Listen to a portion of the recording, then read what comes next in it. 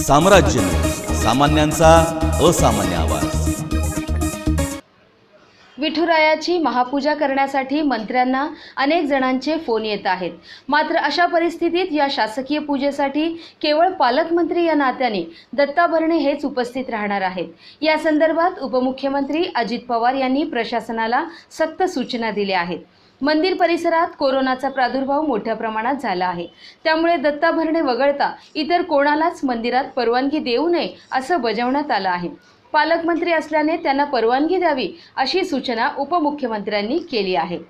दरम्यान राज्यभरातील आषाढी वारीसाठी 9 मानाच्या पालख्यांचे नियोजन झाले आहे। या पालख्या आज 30 जून रोजी पंढरपूरमध्ये पोहोचतील। त्या पालख्या कशा न्यायच्या याबाबत अद्याप चर्चा सुरू असल्याचे गृहमंत्री अनिल देशमुख यांनी सांगितले होते। मानाच्या पालख्या आता पंढरपुरात कशा दाखल होणार याकडे आता सर्वांचे लक्ष लागून राहिले आहे। देहूमध्ये जगद्गुरू संत तुकाराम महाराज यांचा 335वा पालखी प्रस्थान सोहळा सुरू झाला। पहाटे 4 वाजल्यापासून धार्मिक कार्यक्रमांना सुरुवात झाली। पहाटे काकड आरती, तुकाराम महाराजांच्या पादुकांना अभिषेक, त्यानंतर विठुरायाची आणि पादुकांची महापूजा संपन्न झाली। बसने प्रस्थान केल्यानंतर पालखी इनामदार वाड्याच्या प्रवेशद्वाराजवळ थांबेल।